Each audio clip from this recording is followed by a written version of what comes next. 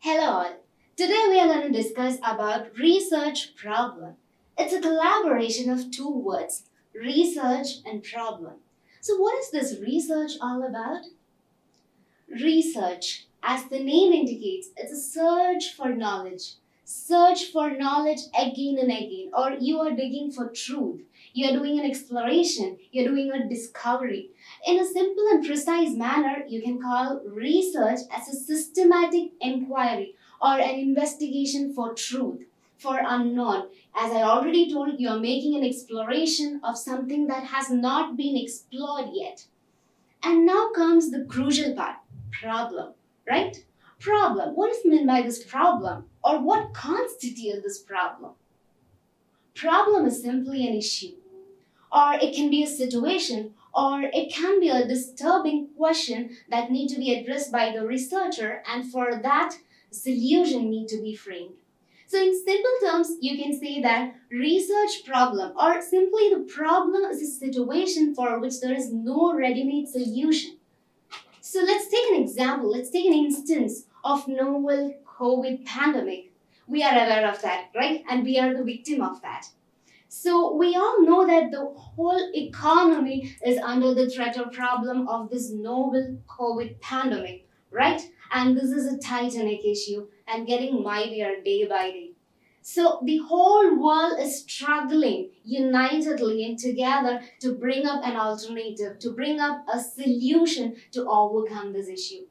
And when you have a daily exposure of your daily routine and your surroundings or even your atmosphere, you may come across or you may encounter different problems. And for this, you need to frame solutions. You need to come up with alternatives. So for many researchers, their practical context or their practical exposure or their personal life experiences or their empirical experiments as well as their empirical observation may become an area of concern or area of research. Now, let's once again cite the example of COVID pandemic. As I already told, this is a big titanic problem and it has affected almost all the community, even the single unit of the community, say individual. It can be the organization, even the government, even the society at large. So every single unit of the community has been affected by this problem, right? And from the individual point of view, suppose you may not be suffering, but your family will be suffering from financial crisis, financial instability, and financial security. Financial illness will be a factor that would be disturbing your family. And in your family also the members, the job pattern, the change in the job culture from office to the home. This pattern is disturbing in an alarming rate for a large number of people, and this is also a problem. And take the example of the institution. Take the example of St. Albert's College, e-learning. It's a new innovative program, new tactics that have been adopted by this college, right? Why? This is a solution. Actually, this is a solution that has been framed by the college as well as management authorities. For what? Pandemic. Because we have to make a paradigm shift from the conventional learning pattern to an online or a virtual learning pattern. So that demanded us to serve the needs as well as wants of each and every students, each and every learners. So what the college management has come up with a new learning package, new innovative program, that is e-learning. The ultimate objective of this package is to make learning possible for all the students at the comfort of your time, at the comfort of their home. So this is an innovative solution. And what is the problem behind this? The problem of online accessibility of the students, the problem of pandemic, the current situation demanded them to do so. And take the example of business too. Business is also having such kind of problem. Business crisis, lack of demand, shortage of fund, insolvency, and employees are not paid up on an adequate basis. These all are the problems that have been faced by the industrial segments all over the world.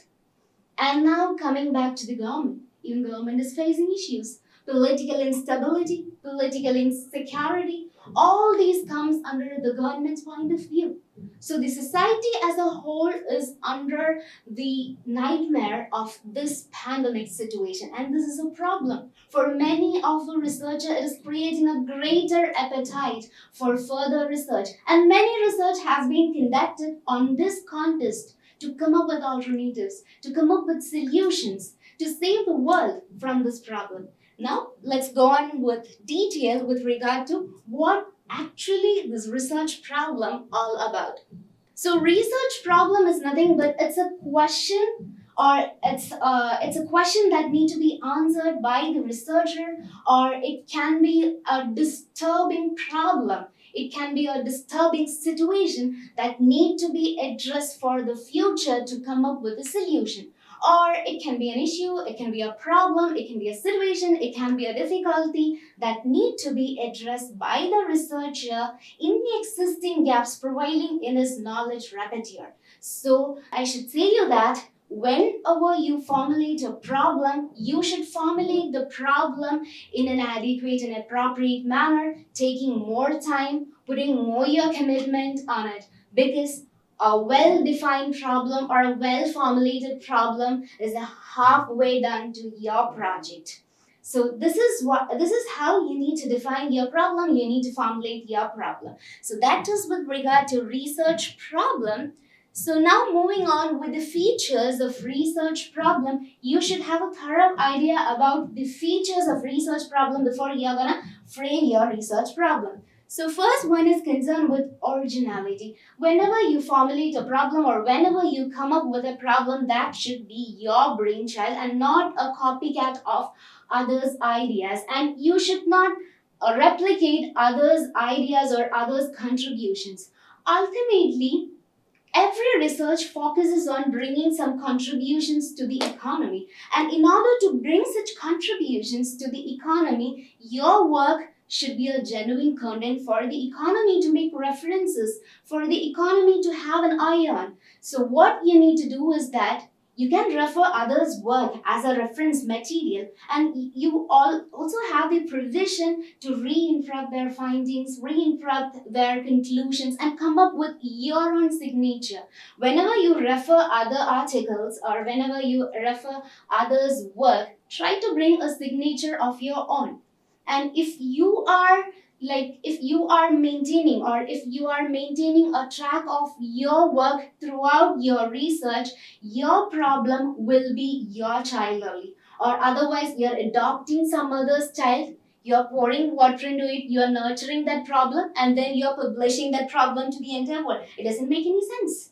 So what you need to do is that you need to develop a problem by your own, with your genuine interest, your genuine commitment, and that should add valuable contributions for the economy. Alright, that is with regard to originality. Your problem should be unique, your problem should be innovative. Alright, then comes unambiguous. What do you mean by ambiguity? Ambiguity, lack of clarity, right? Your problem should be free from all kinds of chaos and confusions. That means whenever you formulate a problem, whenever you define a problem, you shouldn't give any room for ambiguity. Because, for example, financial management practices. Okay, simply I'm saying financial management practices. Alright, is this fine any sense? Now I'm adding one more element to it. Financial management practices of banks. Now, do you find any missing links in it? Financial management practices of banks? Because there are different kinds of banks. Public sector banks, private sector banks, or even cooperative banks, right? Now, you're not referring that particular bank to it. Now, let me again polish it. Financial management practices of public sector bank. Now, it makes sense, right? It is understandable by a common layman or even a researcher or even a common reader, right? Now I'm adding some more item to it. That is financial management practices of public sector bank in Kerala. Now it's crystal clear. Your problem is well defined. Your problem has been concretely defined. So this is how you need to define your problem in the correct context and in the adequate scope of the problem. Alright, that is with regard to unambiguous. And then systematic and logical. Always whenever you select a problem, your problem should be supported by logical reasoning. That means whenever you choose a problem, it should follow a systematized approach, and the researcher will be able to make a relationship or maintain a relationship between the variables involved in that particular problem that the researcher is undertaking. Alright, so when you follow a systematized approach, the most important benefit is that if your problem or the outcome or the results of your problem will be free from all guessworks and intuitions. And that is one of the advantage when you choose a research problem in a systematized and logical manner. So always try to follow this pattern rather than going for a mere guesswork or for an intuition. Alright. Then with regard to usefulness, as I already told, the primary aim of every research is to bring up some valuable contributions to the economy. Alright, so the results or the outcome of your research should bring up certain contributions or valuable solution to the economy which they can be exercised in the critical or crucial times. It should be valuable, it should be recommendable, and it should be useful. It should bring valuable contributions to the economy as a whole, or it should be applicable for each individual economic segment of the economy. It can be either individual, it can be even industry, it can be even business corporations, even the government and the society at large. So whenever you come up with your findings, conclusions, that should be useful for the whole economy. And then your topic should be, the problem that you select should be interesting. Interesting in the sense, when you choose a problem, there will be a lot of influences from your friends, relatives, or even from your guides. But you will be having your personal area of interest, right? So try to focus on where your interested area lies and try to figure out that particular area and try to commence research on that particular area early. Don't receive any suggestions. You can receive suggestions, I should correct myself. You can receive suggestions, but you should have an area of interest and you should do research in your area of interest. Alright, because your problem, when you have a problem by yourself, when you have an area of concern by yourself, it will be motivating for you. It will be motivating in the sense you will have a deeper urge to go on with that problem, to move on with that problem. Otherwise, you will lose that interest in between. A lot of roadblocks and hurdles may happen, and that will ruin your entire project work. So to eliminate all such chaos and hurdles, what you need to do is that you need to exclusively choose a problem out of your interested area. And that is with regard to interesting. And next one is concerned with feasibility. Feasibility in the sense, when you choose a research problem, you need to analyze the feasibility of the work that need to be conducted in the future, basically in terms of three aspects, three variables. Basically the time, the energy, as well as the cost. Time required to complete this proposed work need to be ascertained or determined by you in advance. And similarly, the cost, that is the actual expenses. You cannot make a actual expense sheet on which you are gonna, because research is to be conducted in future, because in future only you will be knowing the exact expense. So you can make an estimate of your proposed cost as well as expenses. So that should be made, and the effort, the amount of effort that you need to put in for your work, research work. And one more thing, that means the nature of data should be adequately assessed before you're gonna take or you're gonna move with your research work. In other words, or in simple terms, you should satisfy the SMART principle. SMART principle, right? SMART means S for being specific. Your topic or your problem or your title should be specific, just like what I said before in an example. If you say financial management practices of banks, it doesn't make any sense. Alright, it doesn't make any sense in the form, it's creating a confusion. But if you could say financial management practices of public sector bank in Kerala, it's making more sense. It's making more appropriate and concrete. So your problem should be specific. Okay. And then measurable, M for measurable. Measurable in the sense your problem should be quantifiable. That means the results outcome should be in a numerical or in a quantifiable form. And then attainable. Whenever you formulate a problem, the outcome or the solution, its end result should be attainable. Alright? So that they can bring up with valuable contributions to the economy. And then R for being realistic. Realistic in the sense your problem should have a practical implications. Okay. And then being T for time bound, the time duration that you will be able to take for completing your proposed work. And now coming on to the sources of research problem, there are different sources from which you will have your roots of research problem. It can be from the practical experience point of view. You will be exposed to different practical or empirical situation from which you can derive problem. Then from your daily problem, sometimes from your daily routine, daily activities, your surroundings, you will be able to develop problems. And from previous research, there may be some loopholes in the previous research. So you will be able to identify that loopholes, and from that loopholes, you will be able to formulate a desired problem for you. Alright, then from existing theories, we all know that there are different kinds of theories, right? In international business also there are different types of theories, and financial management also you have different types of theories, and international finance also you have different kinds of theories and underlying assumptions. So if you wish to test the real authenticity of these assumptions as well as these theories, proposed theories and concepts, you can do a research on that from the relevant theories. You can make a repolishing out of it. Then technological changes. As technology changes, we know different breakthroughs are happening every day, every year. So from that also you will be getting a spark on what you can do for your research.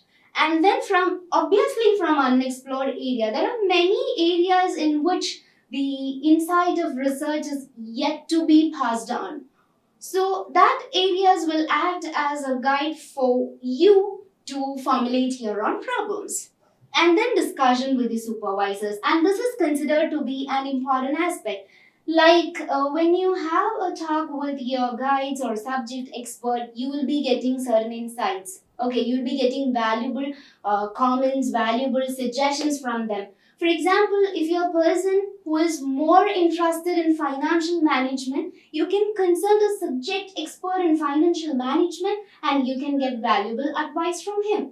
Alright, so that will add on to your research appetite as well as research repertoire. And then theory of one's own interest. This is very important because many valuable research findings and conclusion arises from one's own interest only. So this is with regard to the sources of research problem. Yes. Now we are moving on to the crust of this presentation, that is approaches to research problem, where you need to keep an important eye on it. Approaches to research problem, you have two approaches mainly, that is funneling approach and ballooning approach. Alright? When you have an insight about this picture, see, what's the speciality of a funnel? What's the speciality of funnel? Yeah, it keeps on filtering. We do filtering again and again and again unless a crust is obtained, right? Similarly, in research also, while formulating a problem also, we can employ an approach called funneling, wherein initially you will be having a broad area, and from that broad area, you will be narrowing down. And in that, you will be having your own interested area or your own specialized area. And from that specialized or interested area, you will be coming up with your specific problem. Alright, so I'll give you an example like broad area. It can be broad area in the sense sometimes you wish to have your research either on commerce, management, sociology, psychology, or even history. That is according to your interest or wish. And that is the broad area. Suppose if I take management is my broad area. Alright. And then interested area or specialized area. In management, I'm deeply interested to know about turn strategic management. So strategic management is my interested area or my specialized area. From strategic management, I'll be coming up with my topic or I'll be coming up with my problem. For example, say turnaround management. Okay, in strategic management, I have identified turnaround management. And from this turnaround management, you need to think on which context you're going to apply this turnaround management and the scope of this particular turnaround management. For example, turnaround management of what? What I'm going to study. Turnaround management of either companies, banks, or even startups. Yes, startups. Let's take the example of startups. Turnaround management of startups or turnaround strategies of startups. In which context, the scope. You need to specify the scope. Turnaround management of startups in Kerala. Now it makes sense. Now it is really concrete and really understandable by a common layman as well as a researcher. So likewise, you need to formulate a problem through funneling approach. And next one, the last one, that is the ballooning approach. Ballooning approach in the sense, what's the speciality of balloon? Yeah, when we purchase balloon, it's very small in size, right? When we blow, it enlarges. Like that, research problem, in this ballooning approach, your research problem will be very narrow or you'll be having a vague idea about what you're gonna research. Alright, you'll be having a vague idea. And from that vague idea or that narrow concept, you're gonna enlarge it. You're gonna blow like a balloon. Alright, suppose if I could say financial literacy. Financial literacy is a vague idea that I'm having right now to do my research. Alright, and financial literacy of which class of people or which community? Suppose if I could wish to link it with tribes, financial literacy of tribes. Now it becomes more broader. Like from financial illiteracy to financial literacy of tribes means it becomes more broader. Now again I'm going to repolish it. Now I'm making it more broader. Financial literacy of tribes in India. Now it has become more broader, more concrete. So likewise, you'll be able to formulate a problem by adopting ballooning approach. So as a researcher or as a student, you can either follow funneling approach or you can either follow a ballooning approach depending upon what you have within you. And if you're having a broad idea within you, broad area within you, try to adopt funneling approach. And if you are having only a narrow concept within you for which you need to develop your research on, try to adopt ballooning approach. That's it. Thank you.